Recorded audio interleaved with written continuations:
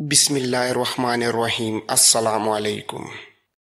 دمشق کے قلعے پر سنتری گھوم پھر رہے تھے۔ انہیں دور افق پر گرد کے گھنے بادل اٹھتے نظر آئے جو دمشق کی طرف آ رہے تھے۔ وہ کچھ دیر تک دیکھتے رہے، شاید تاجروں اور مسافروں کا کوئی بڑا قافلہ ہوگا، مگر اونٹ اتنی گرد نہیں اڑاتے۔ یہ گھوڑے معلوم ہو رہے تھے۔ گرد بہت قریب آ گئی تو اس میں ذرا ذرا گھوڑے نظر آنے لگے، اور پھر اوپر اٹھی ہوئی برچھیوں کی انیاں نظر آنے لگیں۔ ہر برچھی کے ساتھ کپڑے کی لمبوتری جھنڈی تھی۔ یہ بلا شک و شبہ کوئی فوج تھی، اور یہ فوج خلیفہ کی نہیں ہو سکتی تھی۔ ایک سنتری نے نعرہ بجا دیا۔ قلعے کی دوسری دیواروں پر بھی نعرے بج اٹھے۔ قلعے میں جو فوج تھی وہ تیاری کی پوزیشنوں میں آ گئی۔ دیواروں کے اوپر تیر اندازوں نے کمانوں میں تیر ڈال لیے۔ قلعے کا کمانڈر بھی اوپر آ گیا۔ گرد اڑاتے ہوئے سوار قلعے کے قریب آ گئے اور حملے کی ترتیب میں آ کر رک گئے۔ قلعے کے کمانڈر نے سواروں کے کمانڈر کا جھنڈا دیکھا تو وہ ٹھٹک گیا۔ یہ صلاح الدین ایوبی کا جھنڈا تھا۔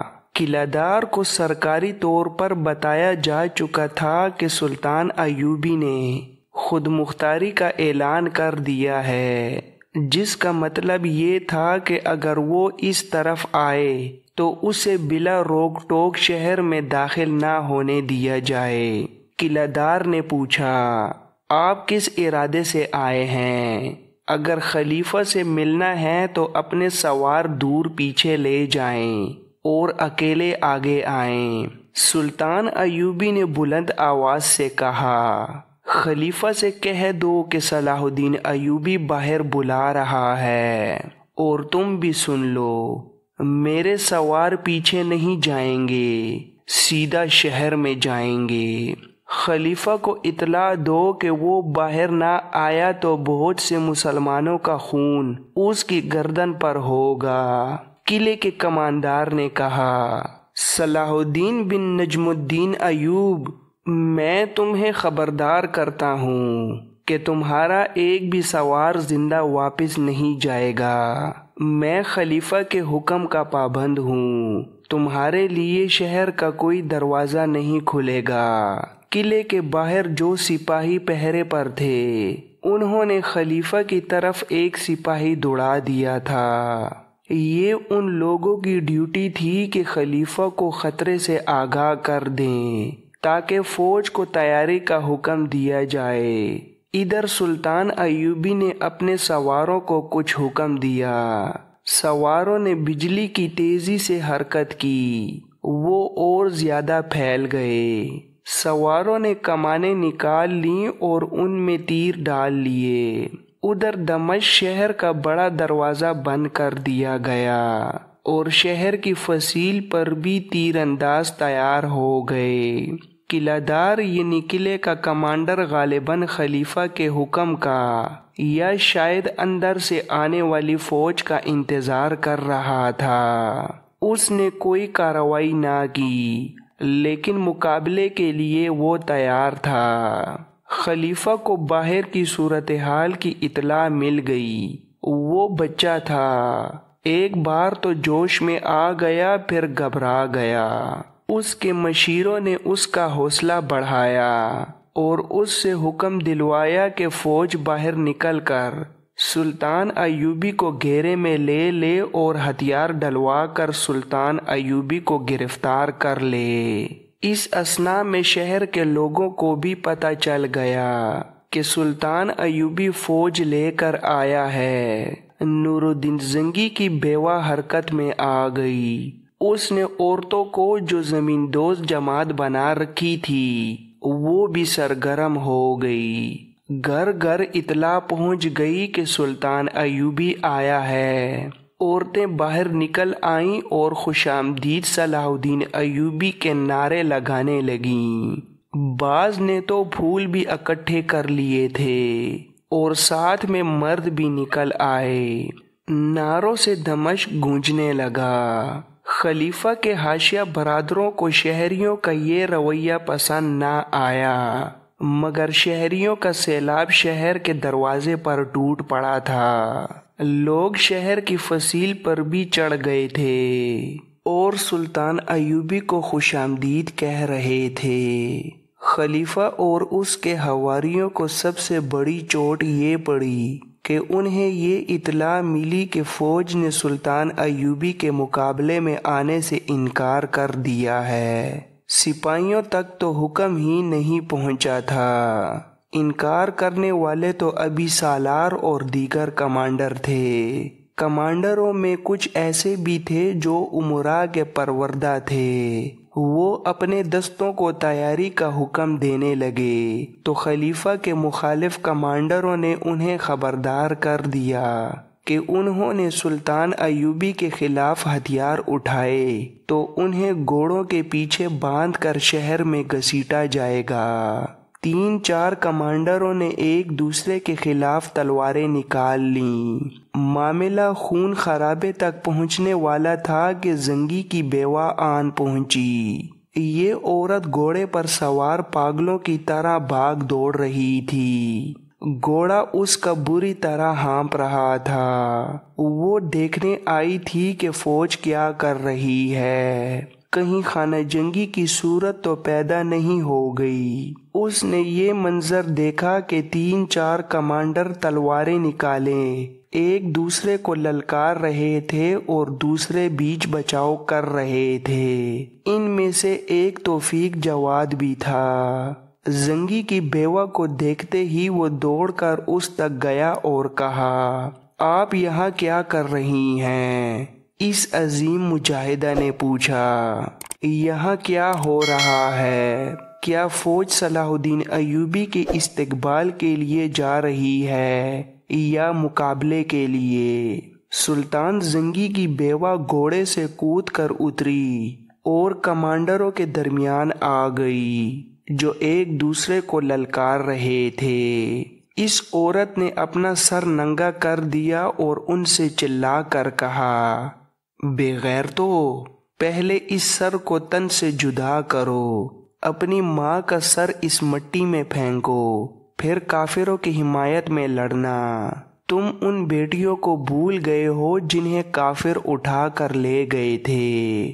تم اپنی ان بچیوں کو بھول گئے ہو جو کافروں کی درندگی سے مر چکی ہیں۔ تم کس کی حمایت میں ایک دوسرے کے خلاف تلواریں نکالے ہوئے ہو؟ میرے بیٹے کے وفادار کافر ہیں۔ آؤ پہلے میری گردن اڑاؤ، پھر ایوبی کے مقابلے میں جانا۔ سلطان زنگی کی بیوہ کے آنسو بہہ رہے تھے، منہ سے جاگ پھوٹ رہی تھی۔ کمانڈروں نے تلواریں نیاموں میں ڈال لی اور سر جھکا کر ادھر ادھر ہو گئے۔ کیا فوج نے حکم عدولی کی ہے؟ یہ خلیفہ کے ایک مشیر کی گھبرائی ہوئی آواز تھی جس نے خلیفہ کے دربار میں سناٹا طاری کر دیا۔ ایک امیر نے غصے سے کہا، محافظوں کے دستے باہر نکالو، جم کر مقابلہ کرو۔ تھوڑی ہی دیر بعد محافظوں کے دستے تیار ہو گئے۔ اس وقت شہریوں کا ہجوم اور زیادہ بڑھ گیا تھا۔ عورتیں چلا رہی تھیں، دروازے کھول دو، ہماری عصمتوں کا پاسبان آیا ہے۔ مرد نعرے لگا رہے تھے۔ محافظ دستوں کو آگے بڑھنے کا راستہ نہیں مل رہا تھا۔ اسی وقت خلافت کا قاضی کمال الدین سامنے آ گیا اور خلیفہ کے دربار میں چلا گیا۔ قاضی کی حیثیت اس دور میں سب سے اونچی اور قابل احترام سمجھی جاتی تھی۔ قاضی نے خلیفہ سے کہا کہ اگر اس نے صلاح الدین ایوبی کے مقابلے کے لیے اپنی فوج بھیجی تو شہری اس فوج پر ٹوٹ پڑیں گے۔ اس سے زیادہ تر نقصان شہریوں کا ہوگا، خانہ جنگی ہوگی۔ اپنے ہاتھوں اپنے بچوں اور عورتوں کو مروانے کے علاوہ سب سے بڑا نقصان یہ ہوگا کہ صلیبی فوج جو یہاں سے دور نہیں کسی مزاحمت کے بغیر اندر آ جائے گی، پھر آپ رہیں گے نہ آپ کی خلافت اینٹ سے اینٹ بچ جائے گی۔ شریعت کا حکم یہ ہے کہ بھائی بھائی کے خلاف نہیں لڑ سکتا۔ ذرا باہر آ کر لوگوں کی بےتابیاں دیکھیں، کیا آپ اس طوفان کو روک لیں گے؟ قاضی کمال الدین نے کہا، شہر کی چابی میرے حوالے کر دیں، اور اس طرح چابی قاضی کے حوالے کر دی گئی۔ اس نے اپنے ہاتھوں شہر کا دروازہ کھولا۔ شہریوں کا ہجوم رکے ہوئے سیلاب کی طرح باہر نکلا۔ قاضی کمال الدین نے چابی سلطان ایوبی کے حوالے کی۔ سلطان ایوبی نے قاضی کے ہاتھ چومے اور اس کے ساتھ شہر میں داخل ہوا، اور جب نور الدین زنگی کی بیوہ سامنے آئی تو سلطان ایوبی کی سسکیاں نکل گئیں۔ زنگی کی بیوہ رونے لگی اور بچوں کی طرح بلبلانے لگی۔ اس کی ہچکیاں تھم نہیں رہی تھیں۔ سلطان ایوبی کے سواروں پر عورتوں نے پھول پھینکے، بلائیں لیں اور انہیں جلوس میں اندر لے گئیں۔ قلعے کی چابی بھی سلطان ایوبی کے حوالے کر دی گئی تھی۔ وہ سب سے پہلے اپنے گھر گیا، کیونکہ وہ دمشق کا رہنے والا تھا۔ بڑے جذباتی انداز سے اس پرانے سے مکان میں داخل ہوا جہاں وہ پیدا ہوا تھا۔ کچھ دیر آرام کرنے کے بعد اس نے فوج کے چھوٹے بڑے کمانڈروں کو اپنے مکان میں بلا لیا۔ ان کے ساتھ باتیں کر کے معلوم کیا کہ ان پر کس حد تک اعتماد کیا جا سکتا ہے۔ فوج کی حالت اور کیفیت پوچھی اور اپنے احکام جاری کیے۔ اسی دوران اسے اطلاع ملی کہ خلیفہ اپنے وفادار مشیروں، وزیروں اور امیروں کے ساتھ لاپتہ ہو گیا ہے۔ فوج کے 2-3 اعلیٰ حکام بھی اس کے ساتھ فرار ہو گئے تھے۔ سلطان ایوبی فوراً اٹھا اور فرار ہونے والوں کے گھروں پر چھاپے مروائے۔ یہ گھر دراصل محل تھے اور بھاگنے والے اپنی جانیں بچا کر بھاگے تھے۔ ان کا مال و دولت پیچھے رہ گیا تھا۔ حرم کی عورتیں، رقاصائیں اور عیش و عشرت کا سارا سامان پیچھے رہ گیا تھا۔ سلطان ایوبی نے اس تمام دولت پر قبضہ کر کے اس میں سے کچھ بیت المال میں دے دیا اور زیادہ تر غریبوں اور اپاہجوں میں تقسیم کر دیا۔ اس نے خلیفہ اور مفرور امراء وغیرہ کے تعاقب کی ضرورت محسوس نہ کی۔ اس نے مصر اور شام کی وحدت یعنی ایک سلطنت کا اعلان کر دیا اور اپنے بھائی تقی الدین کو دمشق کا امیر یعنی گورنر مقرر کر دیا۔ دوسرے حصوں کے نئے گورنر مقرر کیے اور اس سلطنت کے استحکام اور دفاع کے انتظامات میں مصروف ہو گیا۔ مگر اس کی انٹیلیجنس کی رپورٹیں اسے بتا رہی تھیں کہ اس کے امراء جو الملک الصالح کے وفادار تھے اسے چین سے نہیں بیٹھنے دیں گے۔ یورپی ممالک سے آئی ہوئی اطلاعات سے پتہ چلا کہ صلیبی بہت بڑا لشکر تیار کر رہے ہیں جس سے وہ عالم اسلام پر فیصلہ کن حملہ کریں گے۔ اس کے لیے سب سے بڑا خطرہ یہ تھا کہ اس کے اپنے امراء اسے شکست دینے کے لیے صلیبیوں کی راہ دیکھ رہے تھے، لہذا اس کے لیے ضروری تھا کہ پہلے ان باغیوں کو ٹھکانے لگائے۔ یہ معمولی سی مہم نہیں تھی۔ دمشق کی فوج کی اہلیت سے وہ واقف نہ تھا۔ اس نے فوری طور پر اس فوج کی ٹریننگ شروع کر دی۔ اسے جہاں لڑنا تھا وہ پہاڑی علاقہ تھا۔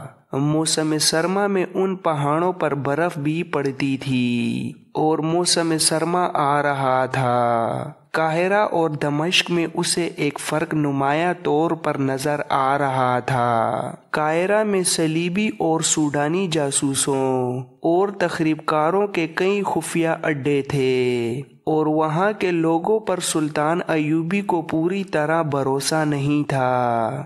دمشق میں صلیبی تخریب کار موجود تھے لیکن یہاں قوم کا بچہ بچہ اس کے ساتھ تھا۔ بلکہ اس کے اشارے پر آگ میں کود جانے کو تیار تھا۔ اس لیے یہاں کے لوگوں کے متعلق یہ خطرہ بہت کم تھا کہ وہ دشمن کے جاسوسوں اور تخریب کاروں کے آلہ کار بن جائیں گے۔ دمشق اور شام کے لوگوں نے نور الدین زنگی کے زمانے میں پروکار زندگی گزاری تھی۔ اس کی وفات کے فوراً بعد ان کا ذاتی وقار ختم ہو گیا تھا اور نئے حکمرانوں نے انہیں رعایا بنا لیا تھا۔ امیر وزیر عیش و عشرت اور ذاتی سیاست بازیوں میں مصروف ہو گئے اور انتظامیہ کے حاکم لوگوں کے لیے وبال جان بن گئے تھے۔ قانون کا احترام ختم ہونا شروع ہو گیا تھا۔ کعبہ خانے اور شراب خانے بھی کھل گئے تھے۔ 4-5 مہینوں میں لوگوں کا جینا حرام ہو گیا تھا۔ اناج تک کی کمی ہو گئی تھی۔ لوگوں کو پتہ چلا کہ اناج باہر جا رہا ہے۔ امراء اور وزراء نے اناج درپردہ اپنے ہاتھ میں لے لیا تھا اور درپردہ باہر کہیں بیچ دیتے تھے۔ بازاروں میں ہر چیز کے بھاؤ چڑھ گئے اور لوگ تنگ دستی محسوس کرنے لگے تھے۔ وہاں کے لوگ تنگ دستی اور فاقہ کشی تک برداشت کرنے کو تیار تھے، لیکن وہ قومی سطح سے گرنے کو تیار نہیں تھے۔ وہ صلیبیوں کے ساتھ دوستی کرنے پر آمادہ نہیں ہو سکتے تھے۔ وہ محسوس کرنے لگے تھے کہ ان کے حکمران انہیں دشمن کی جولی میں ڈال رہے ہیں۔ نور الدین زنگی کے دور حکومت میں جھونپڑیوں اور پھٹے پرانے خیموں میں رہنے والوں کو بھی معلوم ہوتا تھا کہ سرکاری سطح پر کیا ہو رہا ہے۔ جنگ کی صورت میں وہ میدان جنگ کی صورتحال سے آگاہ ہوتے تھے۔ زنگی کے مرتے ہی لوگوں کو اچھوت قرار دے دیا گیا تھا۔ انہیں بتا دیا گیا تھا کہ حکومت کے امور کے متعلق کسی کو استفسار کی جرات نہیں ہونی چاہیے۔ 2 مسجدوں کے اماموں کو صرف اس لیے مسجدوں سے نکال دیا گیا تھا کہ وہ لوگوں کو غیرت اور حریت کا وعظ سنا رہے تھے۔ خلیفہ کے محل اور دیگر سرکاری عمارتوں کے قریب آنا عوام کے لیے جرم قرار دے دیا گیا تھا۔ وہی لوگ جو نور الدین زنگی کو بھی راستے میں روک لیا کرتے اور محاذوں کی خبریں سنا کرتے تھے، اب معمولی سے سرکاری اہلکار کو بھی دیکھ کر ہٹ جایا کرتے تھے۔ لوگ گھٹن محسوس کرنے لگے تھے۔ جہاد کے نعرے بھی مرتے جا رہے تھے۔ نعرے تو مر سکتے ہیں پر جذبے اتنی جلدی نہیں مرا کرتے۔ لوگوں نے چوری چھپے مل بیٹھ کر سوچنا شروع کر دیا تھا کہ وہ کیا کریں گے۔ نور الدین زنگی کی بیوہ نے عورتوں کی ایک جماعت بنا لی تھی۔ ان حالات اور اس گھٹن میں انہیں اطلاع ملی کہ صلاح الدین ایوبی آ گیا ہے اور فوج ساتھ لایا ہے، تو وہ استقبال کے لیے باہر نکل آئے۔ اور جب انہیں پتہ چلا کہ خلیفہ سلطان ایوبی کو اپنی فوج کے زور سے روکنا چاہتا ہے تو لوگ فوج پر ٹوٹ پڑنے کے لیے تیار ہو گئے۔ خلیفہ کے محافظ دستوں کی انہوں نے بہت بے عزتی کی تھی۔ یہی وجہ تھی کہ خلیفہ الملک الصالح اور اس کے حواری امیر چوروں کی طرح دمشق سے بھاگ گئے تھے اور اب لوگ سلطان ایوبی پر جانیں فدا کرنے کو بےتاب تھے۔ لوگوں کی اس جذباتی کیفیت نے سلطان صلاح الدین ایوبی کا کام آسان کر دیا تھا۔ عورتوں پر قومی جذبہ پہلے سے ہی تھا، پر اب یہ جذبہ دہکتا انگارہ بن گیا تھا۔ جوان سال لڑکیوں کا ایک وفد سلطان ایوبی کے پاس گیا اور یہ عرضی پیش کی کہ لڑکیوں کو محاذ پر فوج کے ساتھ بھیجا جائے اور انہیں عسکری تربیت دی جائے۔